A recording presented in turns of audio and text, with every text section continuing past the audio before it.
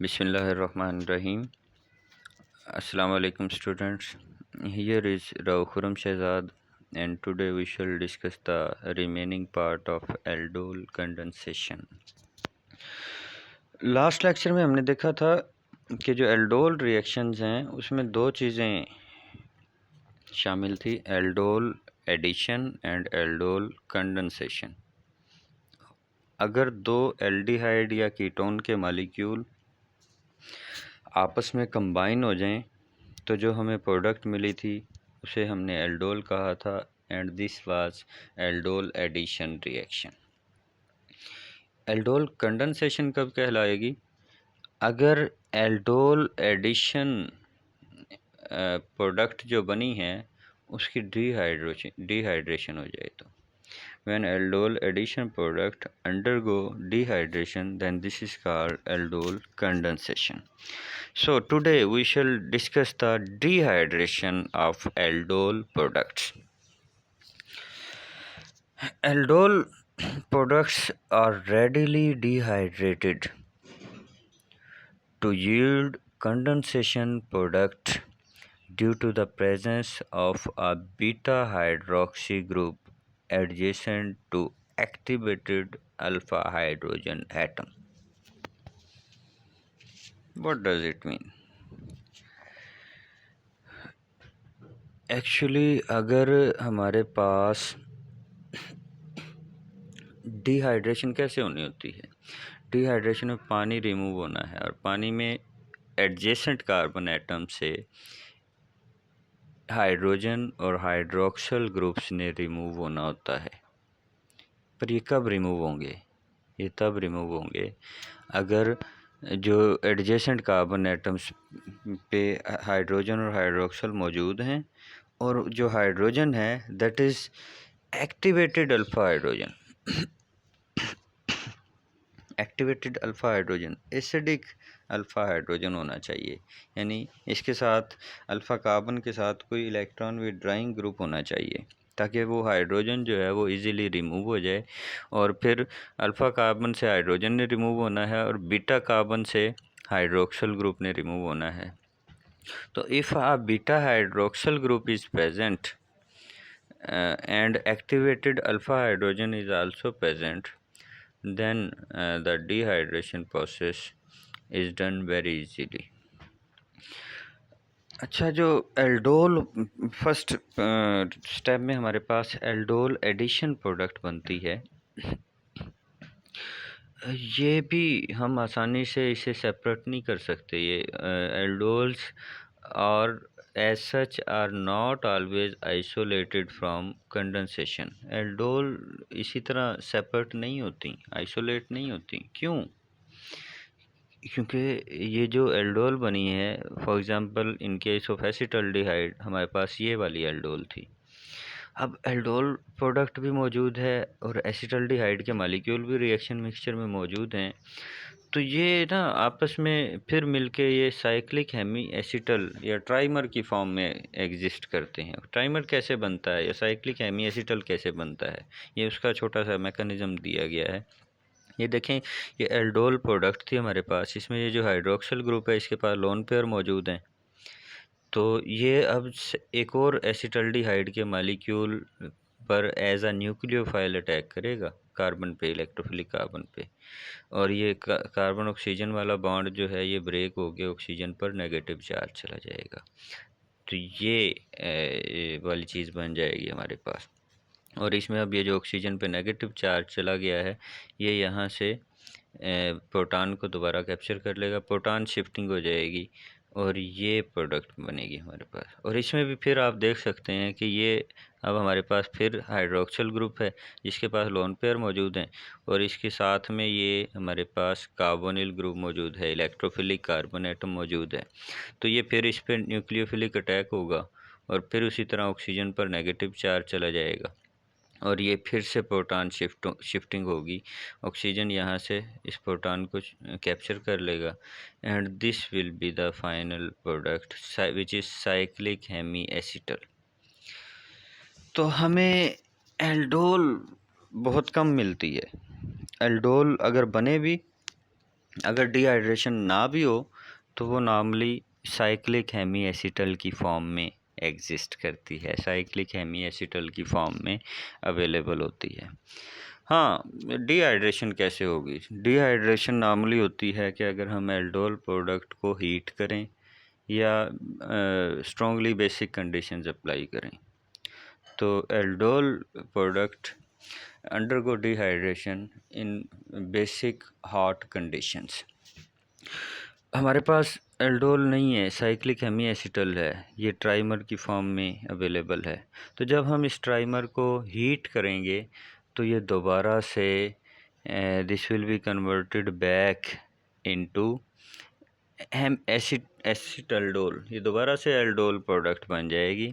और aldol product को जब हम हॉट बेसिक कंडीशन देंगे तो दिस विल अंडरगो डिहाइड्रेशन। ये देखें, ये हमारे पास एसिटल्डोल है, एसिटल्डिहाइड की एल्डोल प्रोडक्ट है। तो जब हम बेसिक कंडीशन अप्लाई करते हैं और हीट देते हैं इसे, तो ये अल्फ़ा कार्बन थी, ये बीटा कार्बन है। तो आप देखें, अल्फ़ा कार्बन से हाइड्रोजन और बीटा कार्बन से हाइड्रोक्सिल ग्रुप ये रिमूव हो जाएंगे, वाटर बन के रिमूव हो जाएंगे, and this will be the final product of dehydration which is an alpha beta unsaturated aldehyde, crotonaldehyde in this case. तो ये क्रोटोनल्डिहाइड बना है जो कि अल्फ़ा बीटा अनसैचुरेटेड एल्डिहाइड है। तो this is the final product of aldol condensation. अगर aldol addition होगी तो हमें जो प्रोडक्ट मिलती है वो बीटा हाइड्रोक्सी एल्डिहाइड या कीटोन मिलती है। और अगर एल्डोल कंडेंसेशन हो तो फिर हमें जो प्रोडक्ट मिलती है वो अल्फ़ा बीटा अनसैचुरेटेड एल्डिहाइड या कीटोन मिलती है, या इसे हम ईनल भी कह रहे हैं। ईनल ये भी दो वर्ड्स से मिलके बना है, ene and al. Ene from alkene and al from aldehyde, तो इसे ईनल भी हम कह सकते हैं। तो अगर ये एल्डिहाइड था तो इसे ईनल कह देंगे, अगर ये कीटोन था तो इसे ईनोन कह देंगे। सिमिलरली आप यहाँ भी देख सकते हैं, ये दूसरे केस में ये हमारी एल्डोल एडिशन प्रोडक्ट है इन केस ऑफ एसीटोन। अगर दो एसीटोन के मालिक्यूल आपस में कंबाइन होते हैं तो फिर हमें ये वाली एल्डोल प्रोडक्ट मिलती है। तो यहाँ पे भी ये हमारा अल्फ़ा हाइड्रोजन है, ये बीटा हाइड्रोजन है, बीटा कार्बन है।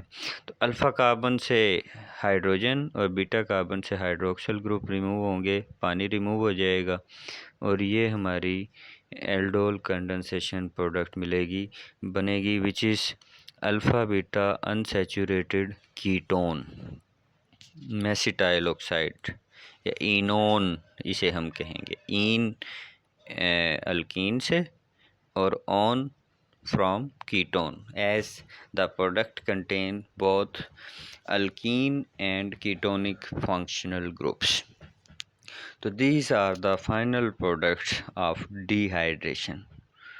Dehydration हो क्यों रही है? Why the aldol addition product undergo dehydration? Due to the stability of the product formed in this reaction. Why the product is stable? The product is stable due to conjugation. Actually आप जो reactant है इन्हें देखें, इसमें कोई conjugation नहीं है। Aldol addition product में कहीं पे कोई कंजुगेशन, कोई अल्टरनेट सिंगल डबल बॉन्ड मौजूद नहीं है। लेकिन जो हमें प्रोडक्ट मिली है, प्रोडक्ट्स में आप चेक करें कि प्रोडक्ट में हमारे पास कंजुगेशन आ जाती है। Carbon double bond becomes in conjugation with carbon oxygen double bond in case of aldehyde or ketone, in both cases हमारे पास जो कीटोनिक या एल्डिहाइडिक फंक्शनल ग्रुप होता है उसके साथ कंजुगेशन में कार्बन डबल बॉन्ड आ जाता है। और जब कंजुगेशन आ जाती है तो फिर इसका हम दूसरा रेजोनेंस स्ट्रक्चर भी लिख सकते हैं, डीलोकलाइजेशन होगी इलेक्ट्रॉन की, and you know greater the delocalisation और resonance greater is the stability. तो here in these cases, because there is conjugation in the product, that is why this is the driving force for the dehydration. इसलिए dehydration easily हो जाती है. तो हमने पहले बात की कि ये जो एल्डोल होती हैं, they are not isolated from the aldol reactions, they exist in the form of trimer. और जब इसे हम बेसिक कंडीशन अप्लाई करते हैं इस पर, तो फिर हमें अल्फ़ा बीटा अनसैचुरेटेड एल्डिहाइड या कीटोन मिलते हैं.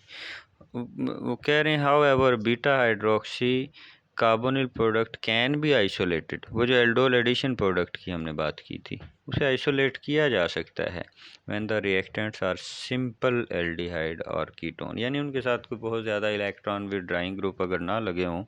हमने कहा था एक्टिवेटेड अल्फ़ा हाइड्रोजन होना चाहिए. तो अगर हाइड्रोजन हमारा कोई ज़्यादा एक्टिवेटेड नहीं है, तो फिर हम सिंपल एल्डोल एडिशन प्रोडक्ट भी ले सकते हैं. फाइनली ये जो डिहाइड्रेशन की हमने बात की है, इसका मैकेनिज़्म क्या है. नॉर्मली जो बुक्स में दिया गया होता है, वो इसे सिंगल स्टेप में ही शो किया गया होता है. But dehydration of aldol addition product is not a single step process. This is a two-step process. This undergo through even CB mechanism. Conjugate base mechanism के थ्रू होती है. और कंजुगेट बेस मैकेनिज़्म में हमने एलिमिनेशन वाले chapter में discuss किया था. उसमें क्या होगा, एक्चुअली इसमें ये होता है, ये हमारी एल्डोल प्रोडक्ट है, तो बेस आएगी. बेस यहाँ से फर्स्ट स्टेप में अल्फ़ा हाइड्रोजन को कैप्चर करेगी और ये कार्बेनाइन बनेगा. This is the first step. Conjugate base बन गई है. एसिड जैसे प्रोटॉन देने के बाद कंजुगेट बेस में कन्वर्ट हो जाते हैं. तो ये एल्डोल हमारा समझें एसिड ही था, इसमें प्रोटॉन दिया है, तो ये कंजुगेट बेस में कन्वर्ट हो गया है. अब ये फर्स्ट स्टेप में कंजुगेट बेस बनी है, और सेकंड स्टेप में कंजुगेट बेस जो है, अब ये हाइड्रोक्सिल ग्रुप रिमूव करेगी, and this will be the final product which is crotonaldehyde, or you can say alpha beta unsaturated aldehyde. So this is the actual mechanism of dehydration. Dehydration do not occur in a single step, instead through even CB mechanism. तो ये dehydration का mechanism हो गया. और finally हम एक और example discuss करेंगे. ये तो था कि डिहाइड्रेशन क्यों हो जाती है, क्योंकि प्रोडक्ट में कंजुगेशन थी. अच्छा, अगर प्रोडक्ट में कंजुगेशन ज़्यादा बढ़ जाए, बहुत ज़्यादा हो जाए, तो फिर हमें डायरेक्ट ही हमें एल्डोल एडिशन प्रोडक्ट भी नहीं मिलती. यानी वो इतनी ड्राइविंग फोर्स इतनी बढ़ जाती है प्रोडक्ट की कि we do not obtain aldol addition product. When we combine the starting materials, they are directly converted into aldol condensation product, which is the unsaturated alpha beta unsaturated aldehyde और ketone. As you can see from this example, यहाँ पे देखें aromatic aryl group लगा हुआ है starting material में, aryl acetaldehyde है. तो जब हम दो इन मॉलिक्यूल को आपस में कंबाइन करते हैं, तो होना तो ये चाहिए था कि फर्स्ट ये एडिशन प्रोडक्ट मिलती, तो और फिर एडिशन प्रोडक्ट की डिहाइड्रेशन हो जाती, और डिहाइड्रेशन से फाइनली ये प्रोडक्ट मिलनी थी हमें, विच is alpha beta unsaturated aldehyde. लेकिन एक्चुअली क्या होता है, ये जो एडिशन प्रोडक्ट है नॉट आइसोलेटेड, ये हम आइसोलेट नहीं कर पाते. क्यों? क्योंकि ये जो एडिशन प्रोडक्ट है ना, ये this undergo dehydration very rapidly. क्यों डिहाइड्रेशन इतनी जल्दी क्यों होती है? क्योंकि डिहाइड्रेशन होने से ये वाली प्रोडक्ट बननी है. और इस प्रोडक्ट में आप देखें कि ये जो कार्बन कार्बन डबल बॉन्ड है, that is in conjugation with aryl group, benzene ring लगा हुआ है, 3 डबल बॉन्ड। तो जब अब ये 4 डबल बॉन्ड कॉन्जुगेशन में आ गए हैं तो ये कॉन्जुगेशन काफ़ी एक्सटेंड हो गई है, और जितनी ज़्यादा कॉन्जुगेशन बढ़ती जाएगी, जितनी ज़्यादा डीलोकलाइजेशन बढ़ती जाएगी, उतनी हमारी प्रोडक्ट ज़्यादा से ज़्यादा स्टेबल होती जाएगी। और जितनी प्रोडक्ट ज़्यादा स्टेबल होगी उतना जो रेट ऑफ रिएक्शन है वो ज़्यादा होगा, और ज़्यादा होने का मतलब है कि फिर we will not be able to separate और isolate the addition product that will be rapidly converted into the final product, which is alpha beta unsaturated aldehyde or ketone। एक और रीज़न है इसी तरह, एक तो ये हो गया कि प्रोडक्ट अगर आपकी बहुत ज़्यादा स्टेबल हो तो भी आप एडिशन प्रोडक्ट को सेपरेट नहीं कर पाते, और दूसरा एक और भी है कि the use of more concentrated alkali can also lead to the unsaturated carbonyl product directly। अगर आप बहुत ज़्यादा कंसनट्रेटेड अल्कली यूज़ करते हैं, और अल्कली भी स्ट्रॉन्ग थी, कंसनट्रेटेड फॉर्म में थी, तो फिर भी हम एडिशन प्रोडक्ट को सेपरेट नहीं कर पाएंगे, फिर भी हमें directly alpha beta unsaturated carbonyl product मिलेगी। क्यों?